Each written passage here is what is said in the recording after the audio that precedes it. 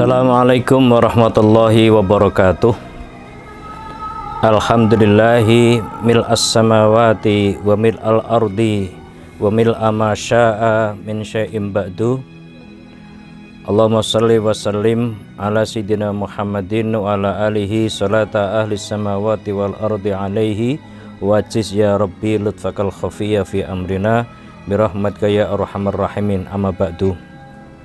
Saudara-saudara sekalian, kaum muslimin yang dirahmati Allah Subhanahu wa taala, pada kesempatan ini kami akan menyampaikan tema tentang hikmah ikhlas dan mengikhlaskan.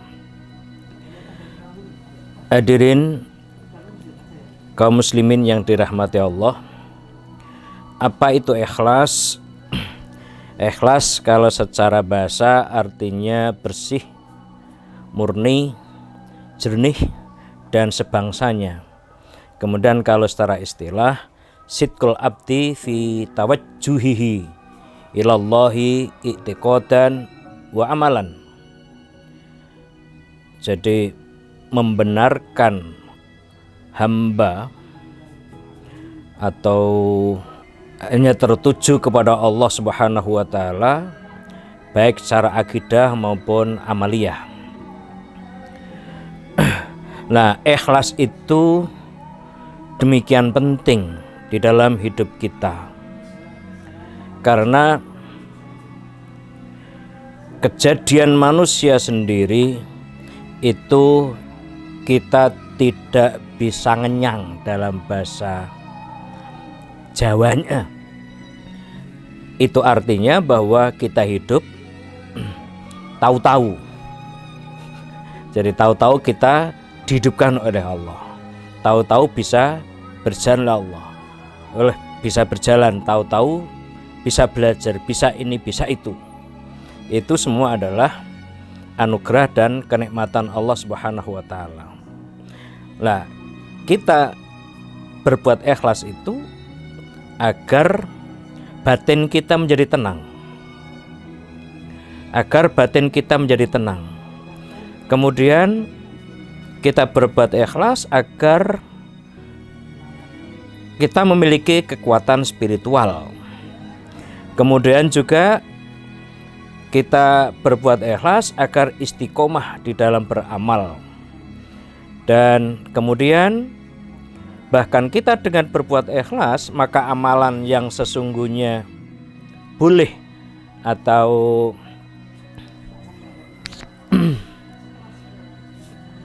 amalan yang sifatnya boleh, statusnya boleh, bisa menjadi sunnah atau bahkan menjadi ibadah. Kemudian kalau orang berbuat ikhlas, mendapatkan amal, mendapatkan pahala dari amal kita, meskipun perbuatan kita belum selesai. Dan kemudian juga ada jaminan kecukupan dari Allah bagi orang yang berbuat ikhlas. Bahkan ada pertolongan ketika di masa sulit. Kaum muslimin yang dirahmati Allah, bagaimana kita berbuat ikhlas? Sesungguhnya ikhlas itu mudah. Jadi sesungguhnya ikhlas itu mudah. Ikhlas itu tidak sulit. Yang sulit itu kesombongan kita, keangkuhan kita, merasa hebat kita. Artinya ikhlas itu sesungguhnya gampang. Yang menjadi sulit tidak ikhlas ketika kita menyatakan diri memiliki kemampuan. Itulah kesombongan kita. Ketika kita berbuat suatu, ikhlas itu seharusnya adalah apa adanya, tetapi kita sombong dengan pikiran kita, dengan kalkulasi kita, dengan pertimbangan kita, dengan ilmu kita, dan lain-lain. Itulah bentuk kesombongan kita, sehingga perbuatan itu jadi tidak ikhlas. Kalau saja kita berbuat tanpa ada embel-embel pikiran kita, tanpa ada embel-embel emosi kita, tanpa ada embel-embel tujuan maksud kita, maka ikhlas sesungguhnya gampang atau mudah. Yang penting kita berbuat, apapun yang terjadi, diberi balasan ataukah tidak, itu urusan Allah Subhanahu wa taala, maka insya Allah perbuatan itu otomatis ikhlas. Jadi kalau kita berbuat sesuatu kemudian ada embel-embel berpikir neko-neko, pengen macam-macam, biar begini, biar begitu, itu harapan-harapan yang belum tentu jelas, yang belum tentu terwujud, itu menjadi sesuatu yang membuat keikhlasan itu berkurang. Jadi sekali lagi, ikhlas itu sesungguhnya mudah.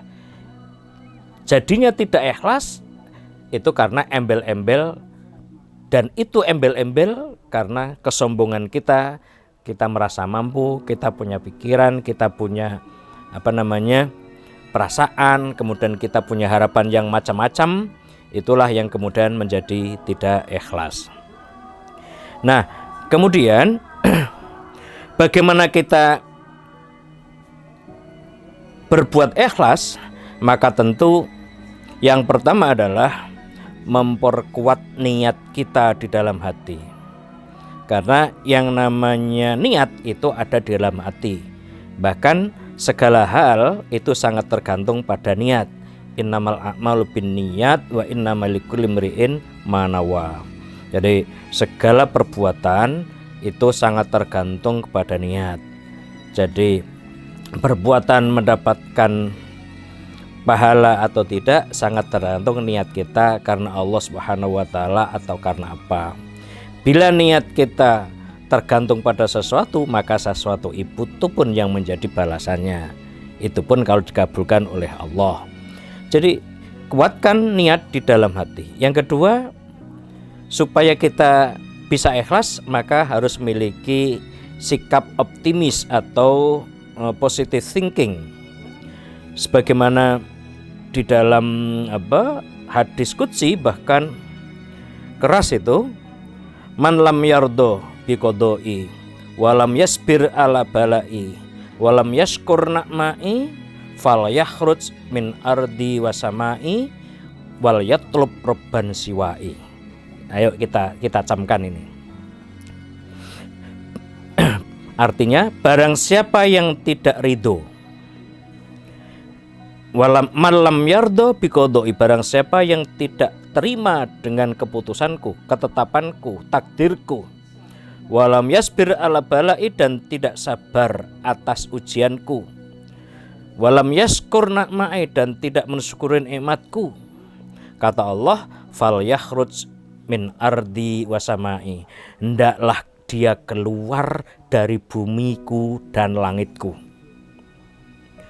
Fal yatlub wal yatlub robban siwai, bahkan kata Allah dalam hadis qudsi itu, wal yatlub robban siwai, carilah Tuhan selain diriku.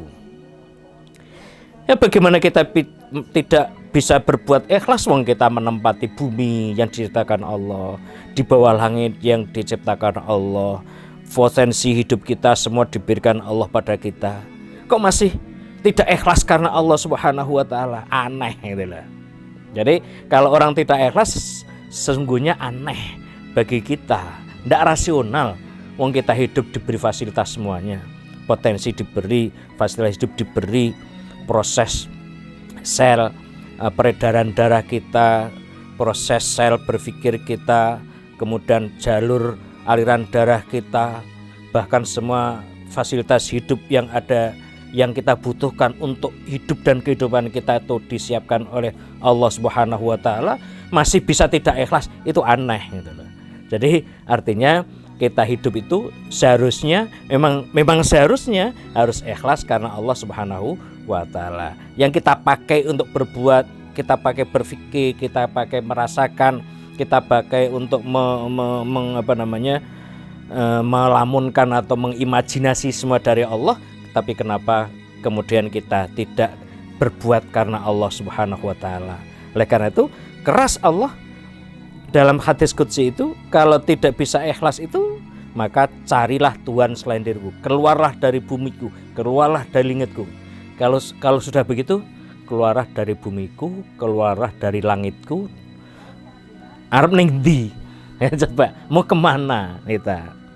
Wong yang kita tempati itu juga disiapkan oleh Allah Subhanahu wa taala. Sementara kita tidak mengikuti apa yang ditentukan Allah, berbuat tidak karena Allah Subhanahu wa taala.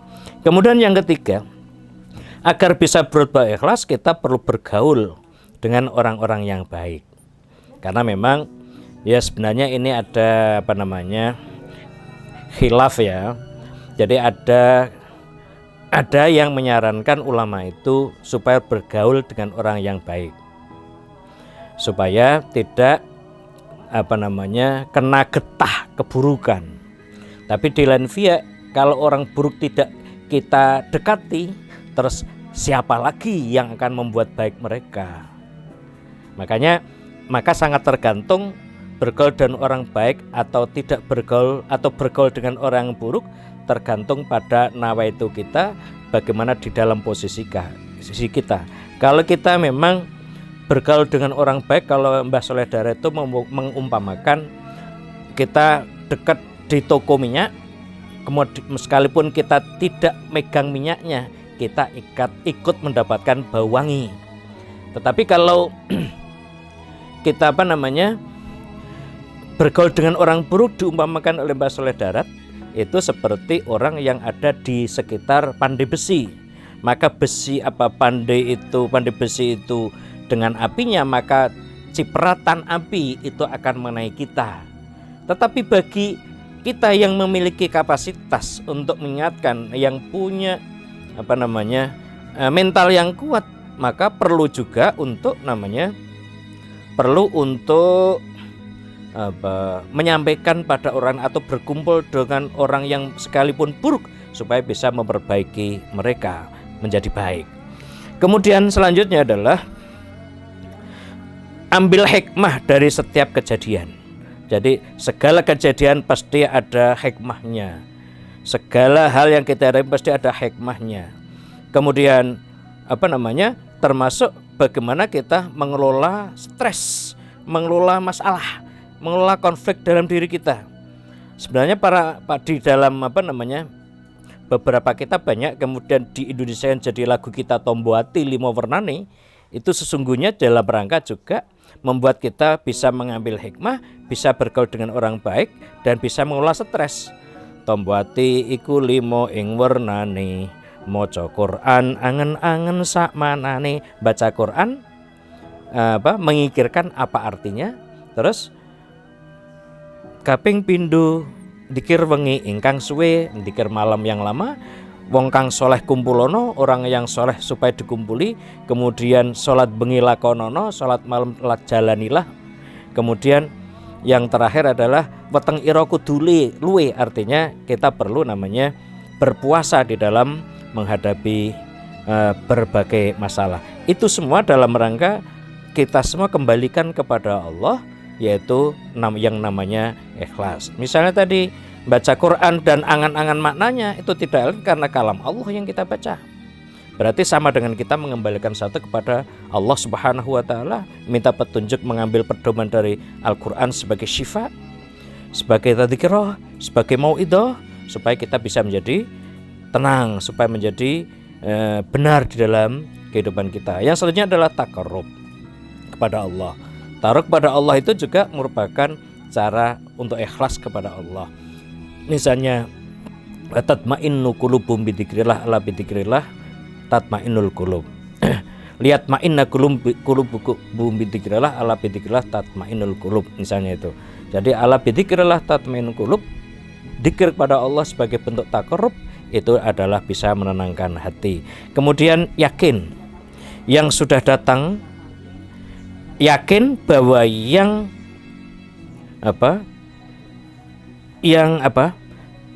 tidak indah datang, yakin bahwa keindahan akan datang setelah ada kesulitan. Kebenaran akan muncul setelah ada hal yang buruk, atau keindahan akan datang setelah ada kesulitan. Jadi innamal usri yusran, dalam surat Al-Insyirah, innamal usri yusron, fa inna ma'al usri yusra, fa idza faragta fansab ila rabbika farghab. Itu semua adalah yakin bahwa setelah ada kesulitan pasti ada kemudahan, dan itu harus menjadi keyakinan. Kemudian belajar mengontrol emosi. Betapa banyak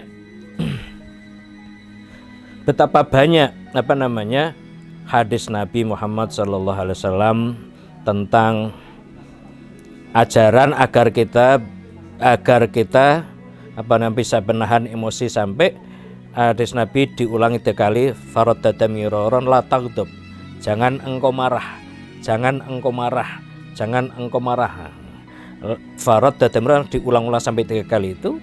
Kemudian ada bahkan menjadi hafalan anak-anak PAUD itu, la taghdab walakal jannah, jangan marah maka bagimu surga. Nah, seperti itu. Kenapa? Kalau yang namanya marah itu berarti tidak bisa mengontrol emosi. Memang marah mengeluarkan konflik batin dalam psikologi mungkin benar, unek-unek bisa keluar.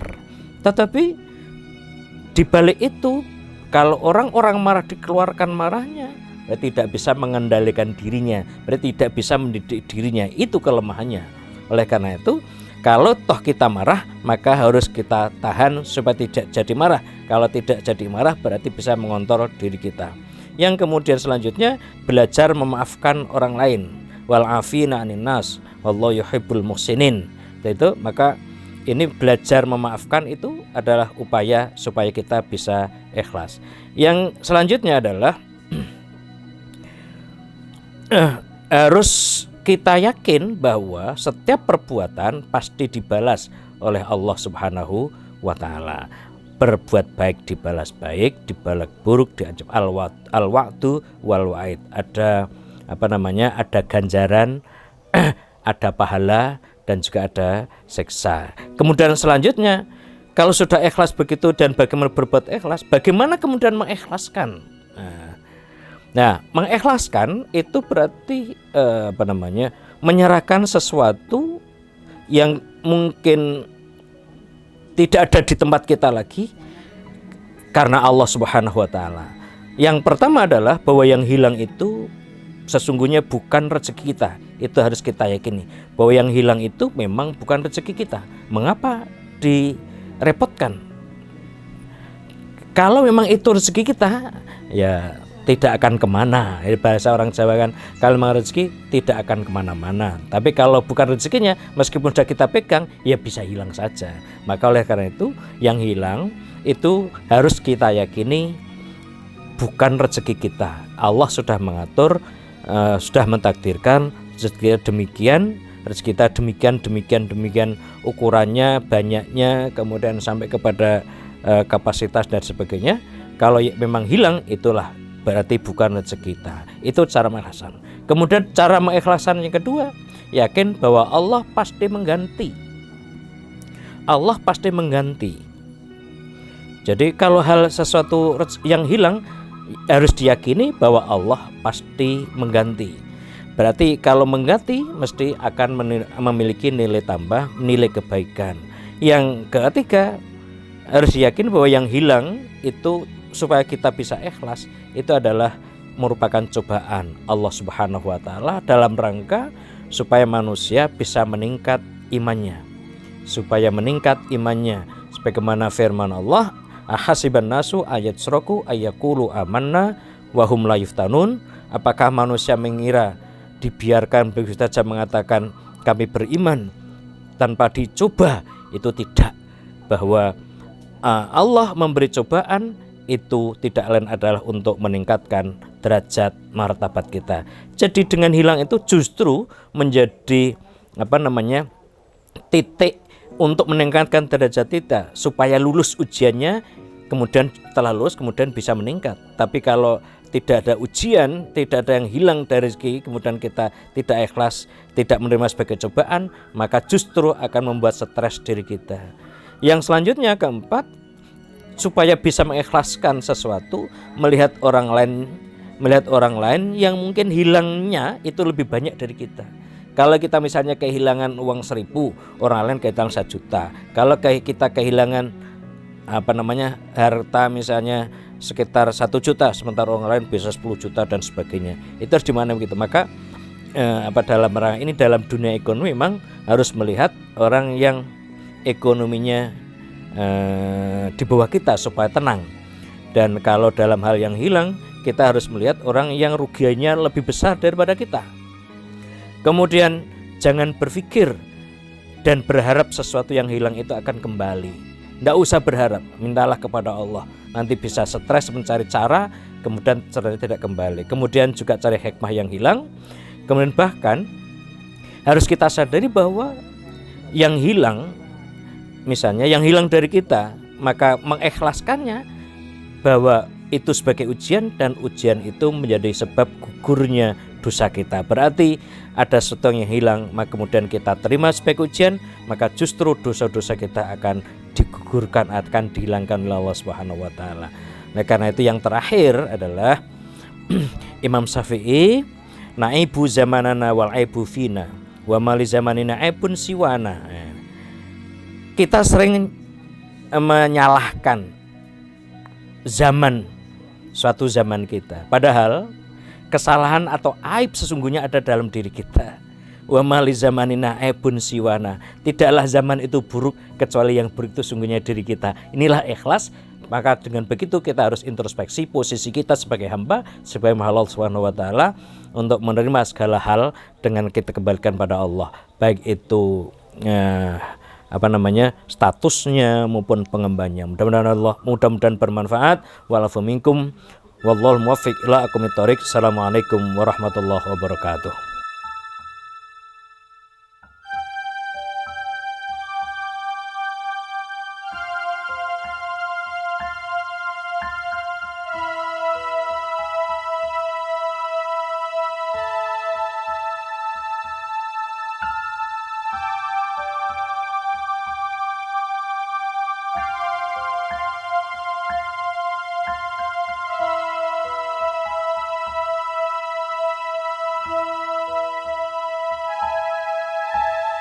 Menatap dalam kelam, tiada yang bisa kulihat selain hanya namamu, ya Allah. Esok ataukah nanti, ampuni semua salahku, lindungi aku dari segala fitnah. Kau tempatku meminta, kau beriku bahagia, jadikan aku selamanya hamba-Mu yang selalu bertaubat. Ampuniku ya Allah, yang sering melupakan-Mu saat Kau limpahkan karunia-Mu. Dalam sunyi aku bersujud.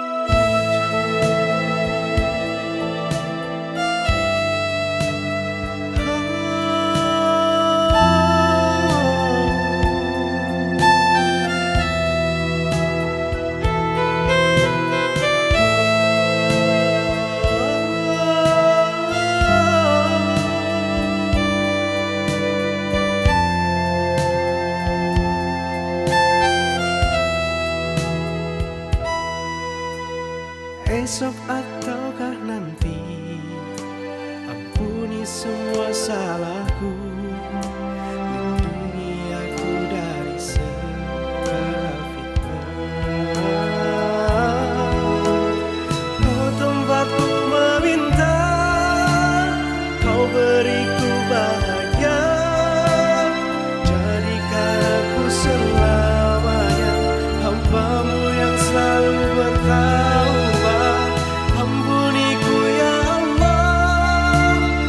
Sering melupakan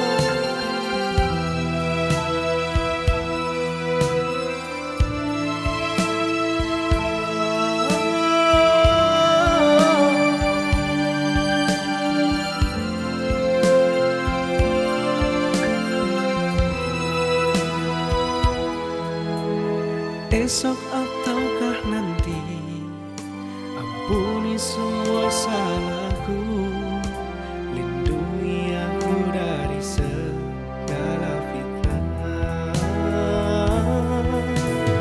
Kau tempatku meminta, kau beriku bahagia, jadikan aku selamanya hamba-Mu yang selalu bertaubat.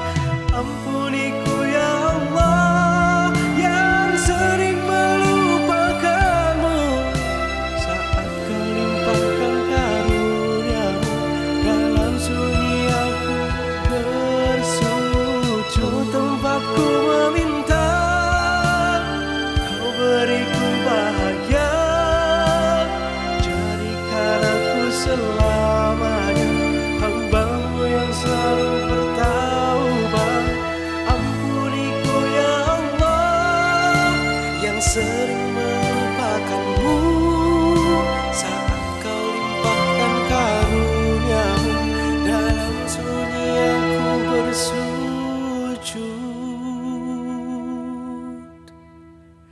padamu.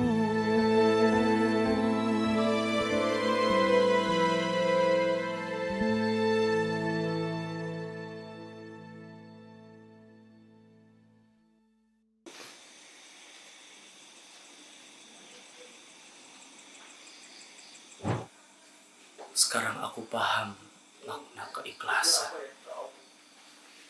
Buktinya, kuliah di Unbahas memberikanku berkembang dan berprestasi. Apa jadinya jika aku kuliah di tempat lain? Ya, Unbahas terbaik.